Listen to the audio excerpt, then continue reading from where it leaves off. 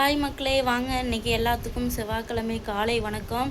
நம்ம எதை பற்றி பேச வந்திருக்கோம் அப்படின்னா, நம்ம பழைய காலத்து பேச்சு தான். அது என்ன பழைய காலத்து பேச்சுனா, பழைய காலத்து கிழவிங்க எனக்கு சொல்லி கொடுத்தது. எங்கள் அப்பாங்களுடைய குலதெய்வத்தை பற்றி, அது எங்கேருந்து வந்துச்சு, எப்படி வந்துச்சு, எதனால இந்த ஊரில் இருக்குது வைக்குது அப்படின்னு சொல்லிட்டு, ஏதோ ஒரு தாத்தாவும் 2 தாத்தாங்க ஒரு தோப்பில் வேலை பார்த்துட்டு இருந்திருக்காங்க. ஒரு வயசான பொண்ணு நிற மாசத்தோடு போயிருந்திருக்கு. அந்த பொண்ணு போய்கிட்டு இருக்கப்ப இந்த பொண்ணை நம்ம கெடுத்து அந்த பிள்ளைய கொன்றணும் அப்படின்னு சொல்லிட்டு அதே மாதிரியே செஞ்சு அவங்க வெட்டிக்கிட்டு இருந்த வாய்க்காவிலேயே அந்த பொண்ணையும் போட்டு செஞ்சு வெட்டி புதைச்சிட்டாங்களாமா. புதைச்சதை இன்னொருத்தவங்க பார்த்து அவங்கள விரட்டி போயிட்டுருக்கப்ப இந்த தெய்வங்கள் பெட்டியோட அந்த காலத்து கிழவிங்க கொண்டுட்டு வந்துக்கிட்டு இருந்திருக்காங்க. அவங்களோட போய் ஜாயின் பண்ணியிருக்காங்க.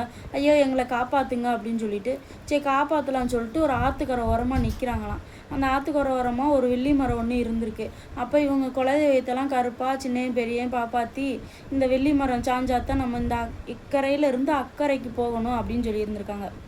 அதே மாதிரியே அந்த வெள்ளி மரம் சாஞ்சிருச்சாமா. அதுதான் உண்மையான தெய்வம்னு சொல்லி இவங்க நல்லா சிறப்பாக கொண்டு செலுத்திட்டு வர்றாங்க.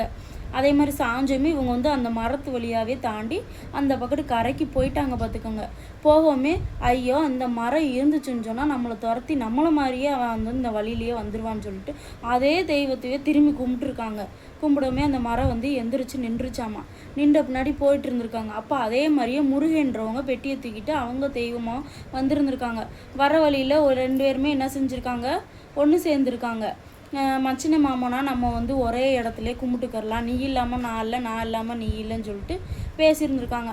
அதே மாதிரியே கை மேலே கை, தோள்பட்டையில் கை போட்டு வந்திருக்காங்க. வந்த இடத்துல இந்த ஊர் இருக்க இடம் இல்லாமல் மாரியம்மாட்ட கேட்டிருக்காங்க.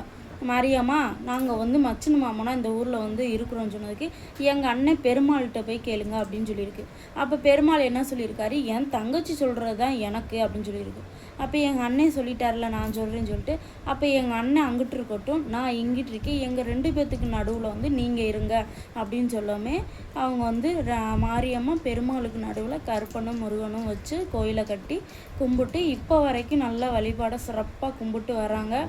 அந்த தெய்வத்தை யாருக்கெல்லாம் பிடிச்சிருக்கோ கமெண்ட் பண்ணுங்கள், லைக் பண்ணுங்கள்.